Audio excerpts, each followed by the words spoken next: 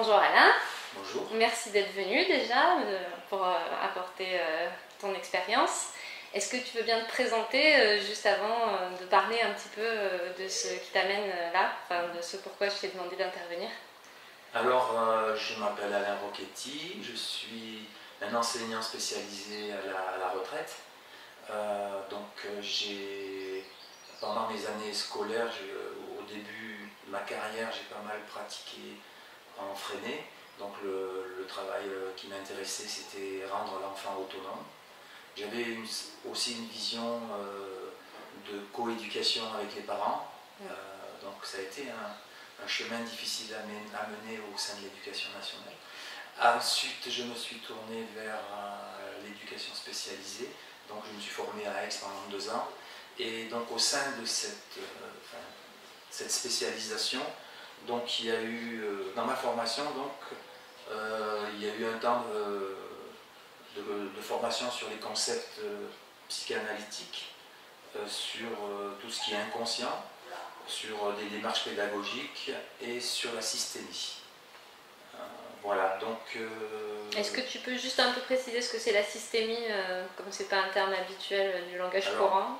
Quand on parle de l'élève, par exemple, ou de l'enfant, travailler au niveau systémie, c'est travailler sur les différents systèmes dans lesquels il évolue, c'est-à-dire il y a le système de la famille, le système de l'école, le système de la classe, et donc il y a des interactions de ces différents systèmes. Donc ça montre bien qu'en fait, pour aider un enfant, il faut aller aider l'enfant lui-même, avoir une aide à apporter à la famille et avoir une aide à apporter aussi à l'enseignant si on veut que toutes les composantes qui tournent autour de l'enfant avancent avec lui. C'est pas juste l'enfant tout seul, quoi. C'est voilà. D'accord, merci. Voilà, donc suite à ces formations, très rapidement à cette formation donc à Aix, très rapidement on a été amené à pratiquer de l'analyse de pratique. Donc pendant plusieurs années, le même groupe d'enseignants spécialisés de différents départements, on a fonctionné pendant 15 ans ensemble à pratiquer de l'analyse de pratique. Puis ensuite, certains se sont formés à être animateurs en analyse de pratique. Voilà, et ensuite j'ai été amené à développer ça avec des groupes d'enseignants qui avaient envie de travailler de cette manière-là. Ensuite, avec des groupes d'éducateurs sportifs. Donc, dans le milieu sportif, c'est la même chose, c'est-à-dire que pour un enfant ou un groupe d'enfants qui pose des difficultés ou sur lequel on voudrait amener un regard différent et voir comment aider cet enfant ou ce groupe d'enfants, ben, c'est mettre en place un travail de cercle de parole sur lequel il y ait les éducateurs, il y ait les parents, il y ait même l'enfant. Donc là, dans ce cadre-là, il y avait les parents aussi qui étaient présents. Les parents qui étaient intéressés, c'est toujours sur la base du volontariat. Il pouvait y avoir les parents, les enfants et les éducateurs sportifs pour quelque chose un projet précis. Voilà. C'est intéressant parce que avec l'enfant, je n'avais jamais entendu et avec les parents non plus. Donc comme ça. Alors ça demande une autre formation, mais une autre approche aussi avec l'enfant, puisqu'il faut s'adapter à l'âge de l'enfant, à ce qu'il va pouvoir entendre, dire, etc. Mais c'est extrêmement intéressant parce que ça le met en avant dans sa démarche de qui je suis et ce que j'ai envie de devenir, ce que j'ai envie d'être. Ça lui donne une vraie place. Une vraie place, ouais. Donc ensuite, avec l'appui de Madame l'inspectrice de l'éducation nationale adjointe au DAZEN, au directeur académique, donc c'était l'inspectrice qui avait en charge la SH, c'est-à-dire le spécialisé. Le handicap. Tout ce qui est handicap et enseignement des enfants en difficulté. Voilà. Donc il y a eu une demande de cette inspectrice. Nous avons mis en place des séances d'analyse de pratique avec des enseignants spécialisés, les coordonnateurs ULIS du département, avec des conseillers pédagogiques et avec des maîtres formateurs du département.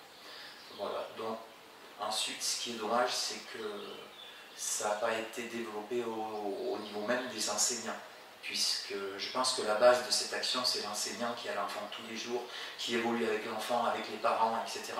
Ça serait vraiment la chose à faire, ça serait de développer cette formation et ce type de travail avec les enseignants.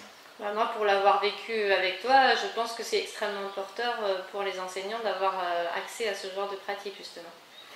Alors, c'est d'avoir pratiqué justement avec des enseignants, avec des groupes de copains et d'enseignants, qui m'a donné envie d'aider les enseignants, donc à la retraite, d'aider les enseignants, quels que soient les domaines, et d'essayer de pousser ça au niveau de la formation. Puisqu'il y a eu des choses qui ont été mises sur le plan de formation départementale, donc il y a une toute petite ouverture, mais il faut continuer à ouvrir encore plus. Ouais. Et du coup, tu peux nous expliquer en quoi ça consiste l'analyse de pratique, sauf si tu avais d'autres choses à dire avant. Non, non. Enfin, ce que j'aurais à dire avant, c'est qu'il serait bien qu'il y ait des gens qui s'intéressent à ce travail, à cette forme de travail.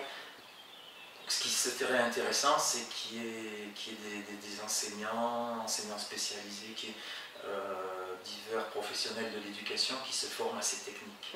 Parce que, je vais développer après sur cette technique, mais le côté intéressant, c'est qu'on peut travailler avec des enseignants, on peut travailler sur des groupes d'enseignants, donc des groupes de 10-12 personnes maximum, mais pourquoi ne pas considérer qu'on pourrait intervenir sur une école quand on commence à sentir des problèmes, ou avant qu'il y ait des problèmes qui se stigmatisent, avant qu'il y ait de la gestion pure de crise, qu'on puisse développer ces techniques de travail avec les enseignants de l'école, voire même la multiplicité des regards, c'est-à-dire les enseignants, les AESH, tous les personnels de l'école, ça pourrait être quelque chose de très intéressant.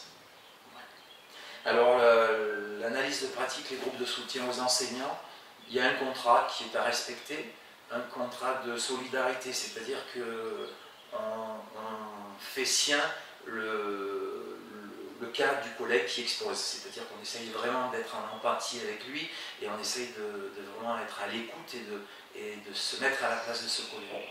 Ensuite, il y a le principe de non-jugement et de non-conflictualité, c'est-à-dire qu'effectivement, on peut avoir des idées différentes, des façons de voir différentes, et c'est ça la richesse, mais on n'en arrive pas au conflit, c'est-à-dire qu'on considère les façons de voir différentes des autres, et on les utilise pour arriver à résoudre le problème.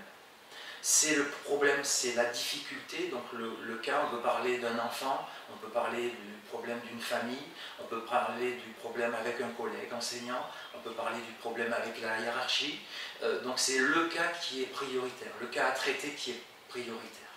Et à travers le fait qu'on traite ce cas-là, on va aider l'enseignant. Donc c'est une différence avec certaines autres techniques de supervision, où on va avoir un versant plus psychologique et s'attarder plus à la personne qui expose. Là, on considère qu'à partir du moment où on traite du cas, on va forcément aider l'enfant ou la famille, voilà, mais on va aider aussi l'enseignant. Voilà. Ensuite, le respect des 4 temps, alors il y a différentes techniques, mais donc il y a un psychanalyste, Jacques Lévin, qui a développé une méthode extrêmement intéressante. Et donc, il y a différents organismes de formation qui ont repris cette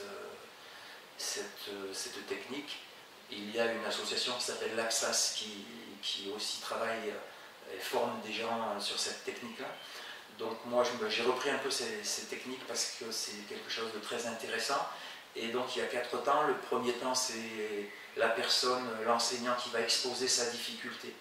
Et le groupe donc, va le laisser parler, sans intervenir, sans le couper surtout.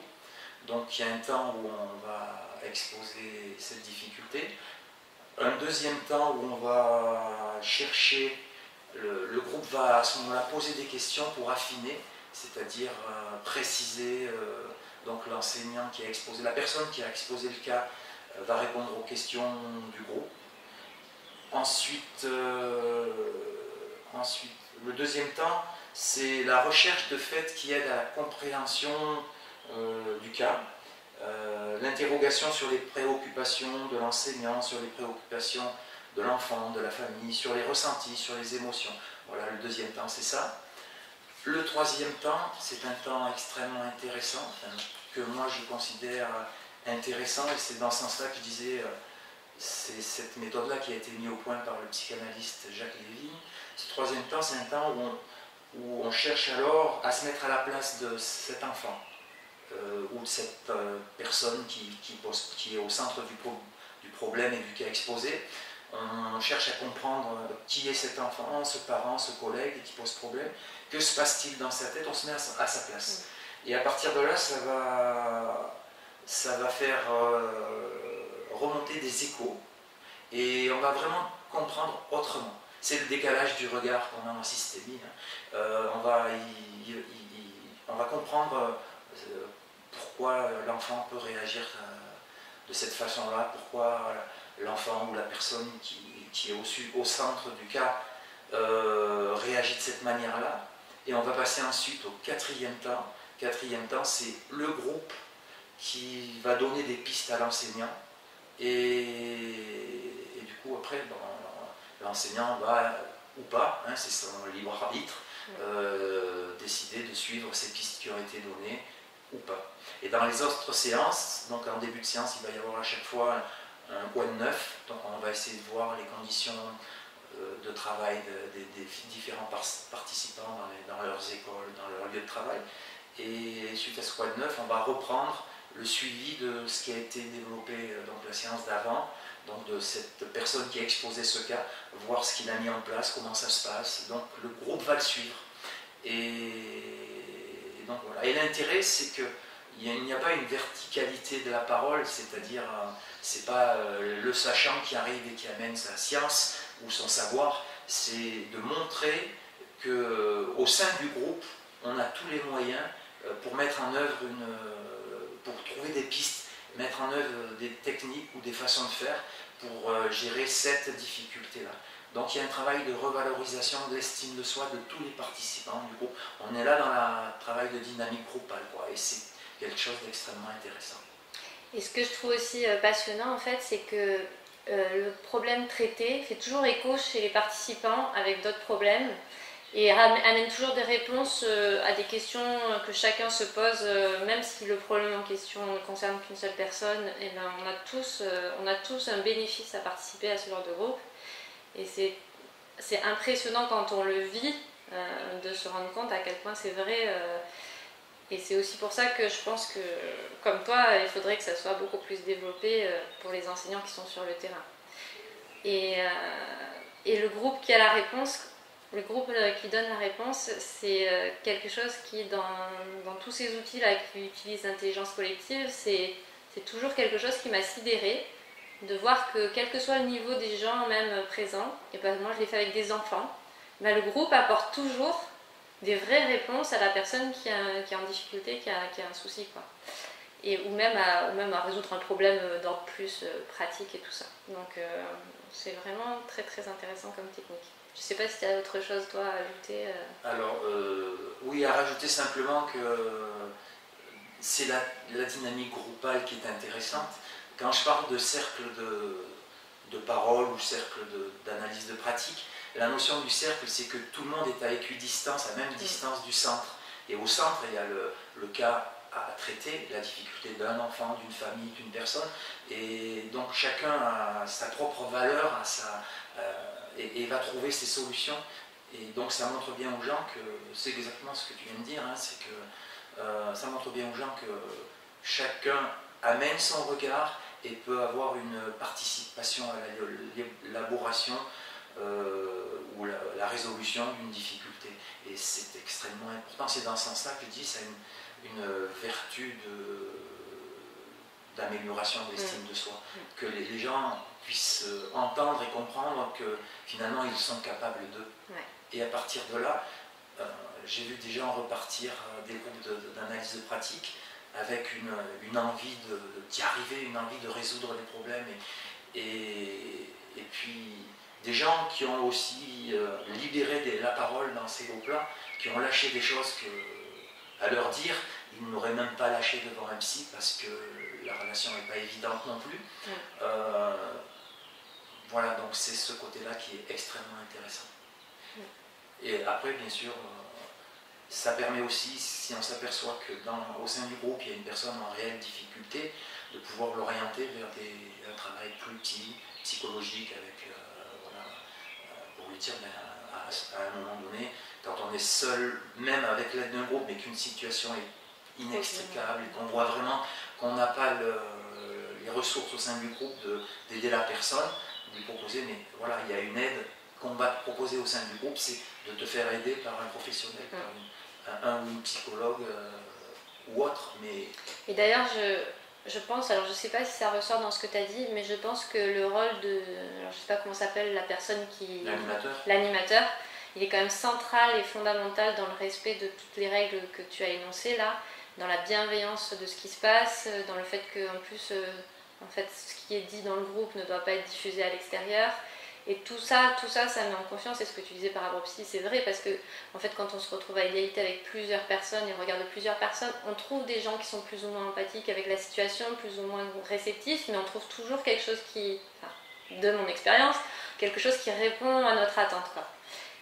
Et c'est vrai que c'est l'animateur aussi qui va faire la qualité de ce qui se passe dans ces réunions, quoi. Son rôle et la façon dont il va gérer la succession. Mais c'est une technique et il faut la maîtriser, quoi. Tout à fait. C'est là où je dis où la formation est importante, à l'écoute psychanalytique, c'est-à-dire à l'écoute aussi du travail de l'inconscient, transfert contre transfert. Donc il y a une technique à avoir. Et puis, ce que tu as précisé quelque chose que j'avais oublié, mais qui est essentiel, c'est la confidentialité.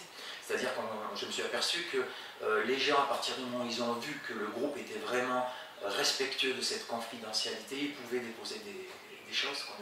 Et puis alors après, effectivement, l'important c'est la maîtrise du temps, mettre du temps. L'animateur doit être maître du temps parce que toujours, comme dans un groupe, il y a des gens qui prennent beaucoup de place, beaucoup de temps de parole, d'autres moins, donc il faut réguler ça parce que les séances se passent sur environ 3 heures d'affilée. Donc c'est long comme travail, mais en même temps c'est très court.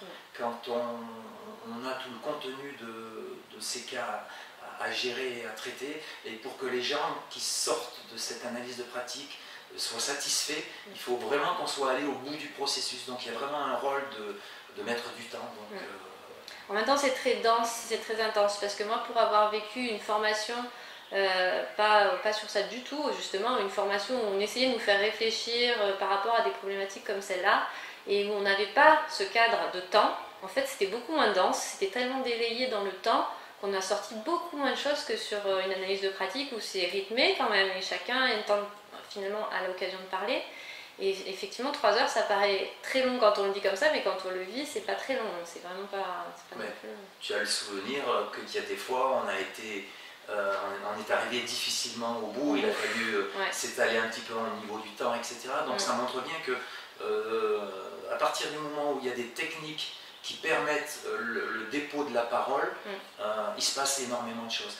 Et la dernière chose que je voulais souligner, c'est ce que tu as dit tout à l'heure et qui est extrêmement important, c'est que même si la personne ne dépose pas ou n'expose pas son cas dans la séance, il y a tellement de moments où il y a des échos par rapport à notre situation, à ce qu'on a vécu, qu'on apprend forcément et qu'on avance forcément aussi. C'est presque un schéma initiatique, l'analyse de pratique. Chacun avance dans son développement et dans sa construction. Et voilà. Donc, tous les bénéfices du groupe sans les inconvénients. Voilà. Bon, ben merci beaucoup. C'était avec plaisir.